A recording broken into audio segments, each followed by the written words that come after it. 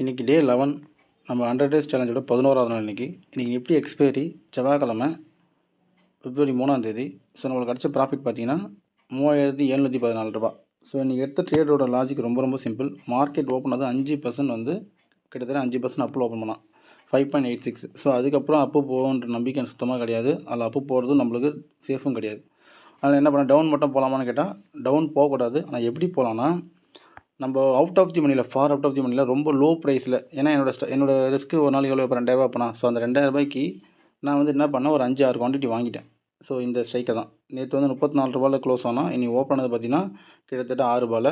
நான் இந்த ஸ்ட்ரைக்கை ஒரு 4 ரூபாய்க்கு வாங்கினேன். ஓகேங்களா, 4 ரூபாய் வாங்கிட்டு இந்த ஸ்ட்ரைக்கை ஒரு 9 ரூபா அந்த ரேஞ்சில் விற்றுட்டு வந்துட்டேன். ஸோ ஃபஸ்ட்டு ஒரு நிமிஷத்துலேயே என்னோடய லாஜிக் முடிஞ்சிச்சு. ஏன்னா அந்த ஸ்ட்ரைக் கண்டிப்பாக ஏறாது. அப்படி ஏறுதுன்னா மார்க்கெட் டர்ன் ஆகுதுன்னு அர்த்தம். நான் உடனே பார்த்தேன், 4 ருபீஸ் ஆச்சு, வாங்கினேன், 9 ருபீஸில் விற்றுட்டு வந்துட்டேன். ஸோ அதோட இதுதான் பார்த்தீங்கன்னா ப்ராஃபிட்.